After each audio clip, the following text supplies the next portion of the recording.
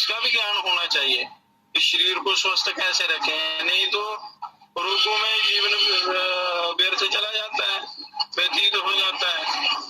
तो ऋतुचर्या के अनुसार आप चलेंगे तो कभी कोई बीमारी नहीं होगी, और दिनचर्या भी आपकी अच्छी होनी चाहिए। जो जो शास्त्रों में बताया है उसके अनुसार आप करेंगे तो ठीक होगा। तो अशुद्ध खान पान से आलस्य, प्रमाद और निद्रा, तंद्रा इत्यादि ये प्रवेश कर जाते हैं, और ये जीव बेचारा इस संसार रूपी समुद्र में गोते खाता रहता है।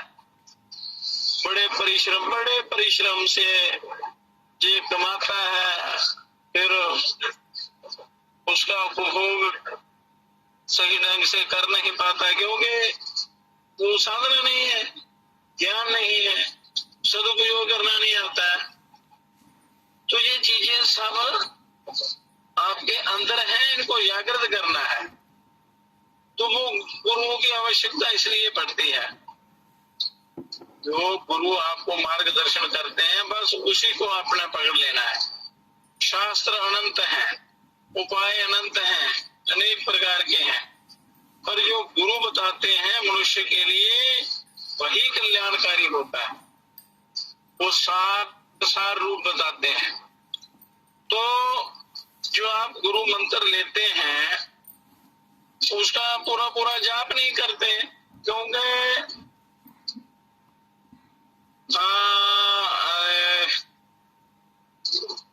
गुरु गणेश ब्रह्मा विष्णु महेश, गणेश ब्रह्मा विष्णु महेश, जीवात्मा गुरु, जीवात्मा परमात्मा, ये 7 देवता हैं। इनके लिए 1,000 जप करना पड़ता है।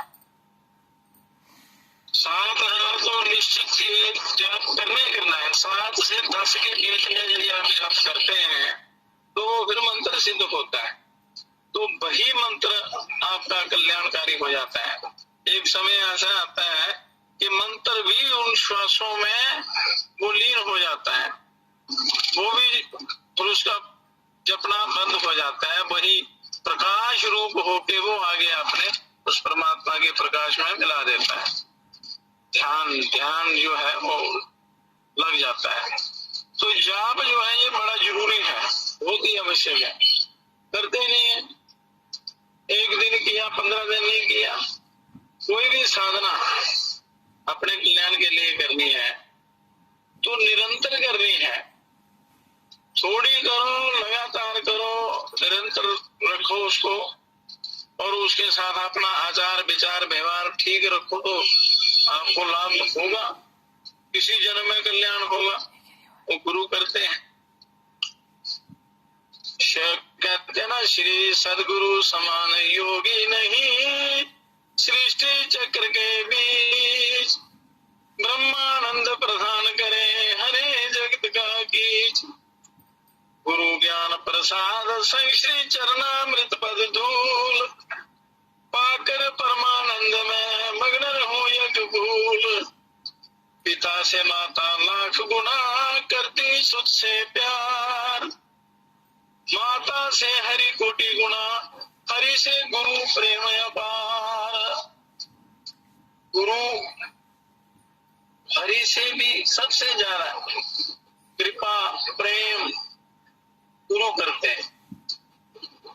हरि से गुरु प्रेम अपार, पिता से माता लाख गुना।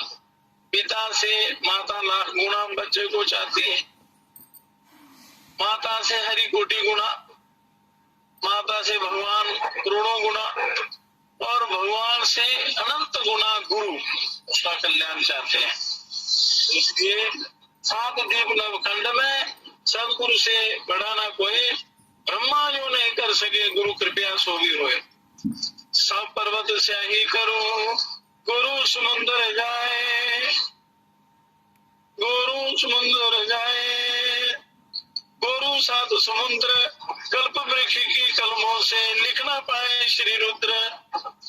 पानी पद्म से शारदा लिखे अरबों वर्ष, श्री सदगुरु महिमा का नहीं पूर्ण हुए उत्कर्ष, श्री सदगुरु महिमा का नहीं पूर्ण हुए उत्कर्ष, शील क्षमा दया गुण सागर जामे रूप अपार, आत्म समर्पण सभी करे सो बंधु और प्रेम समर्पण सभी करे सो विधो कोटि वार।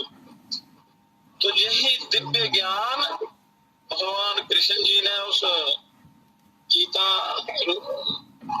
में दिया है, श्रीमद् भगवद गीता में दिव्य ज्ञान। उस ज्ञान को अच्छी प्रकार आप श्रवण करें, सुने, तो परम कल्याण हो जाए।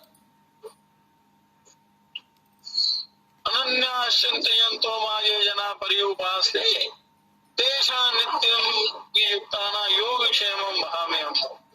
योग और क्षेम, योग कहते हैं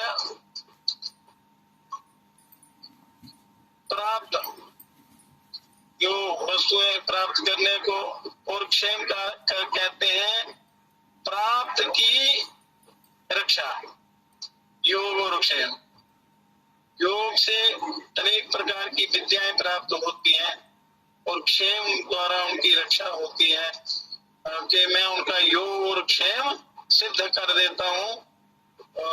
जो अनन्य भाव से मेरा चिंतन करता है, मेरी शरण में आता है, आखिर में अर्जुन को समझाकर भगवान कहते हैं। तो इसलिए मनुष्यों को परमात्मा की शरण में जाकर उसके बताए हुए रास्ते पर चलना चाहिए, नहीं तो यहाँ ठोकरें खाता रहता है मनुष्य, कभी मक्खी, कभी मच्छर, कभी कुछ, कभी किसी योनि में, कभी किसी योनि में, ये चक्कर और चक्कर चलता रहता है। तो इससे बचने के लिए इस मनुष्य शरीर जैसा और ये कर्म भूमि जैसा कोई साधन नहीं है, स्थान नहीं है। इसलिए परमात्मा ये बड़ी कृपा करके मनुष्य जन्म देते हैं, देवता भी तरसते हैं इस जन्म को। तो इसलिए अपना जीवन सुधारना चाहिए, स्वाध्याय करना चाहिए। और भजन में लोग कहते हैं कि ध्यान में मन नहीं लगता, ये नहीं है, संसार के चक्कर बहुत हैं। तो उसके लिए भगवान ने युक्तियां भी बताई हैं। योग साधना में प्राणायाम इत्यादि, प्राणायाम से सारे बड़े सूक्ष्म से सूक्ष्म रोग भी दूर होते हैं। आसनेन रुजोहन्ति, आसन से बीमारियां, आसनेन रुजोहन्ति प्राणायामेन पातकम, प्राणायाम से बड़े बड़े पातक, गहरे दोष, संस्कार, बुरे संस्कार खत्म होते हैं। प्राणायामेन पातकम प्रत्याहारेण मेधावी, प्रत्याहार से मनुष्य मेधावी बनता है और सारे विकारों को दूर करके कल्याण को प्राप्त होता। विकारम मान संयोगी प्रत्याहारेण मुंचति। तो ये योग, योगासन, प्राणायाम, धारणा, ध्यान, समाधि, ये सब कल्याण के रास्ते हैं और बड़े शॉर्टकट सीधे रास्ते हैं। पर बाकी जो आपका व्यवहार है वो ठीक होना चाहिए, कर्म आपका ठीक होना चाहिए। आचार, आहार, व्यवहार, विचार ठीक रखते हुए साधना करेंगे तब कल्याण होगा। तो प्राणायाम का बड़ा महत्व बताया है गीता में भी, सारे शास्त्रों में। तो ये बड़ा, उससे क्या होता है कि चित्त जो है शांत हो जाता है, चित्त की चंचलता नष्ट हो जाती है, चित्त स्थिर हो जाता है और स्थिर चित्त के द्वारा ही ध्यान अच्छा लगता है, कल्याण की तरफ जाता है। जो है नासिका के अग्रभाग में 12 उंगल तक जाता है, तो उस पर अगर दृष्टि रखेंगे तो उससे भी आपका ध्यान लग जाएगा। मेन मसला है आपका ध्यान लगे, तो प्राणायाम ध्यान में सहायता करता है। तो अनेक प्रकार की युक्तियां हैं, जिसके लिए जो सरल हो उसका अभ्यास करें।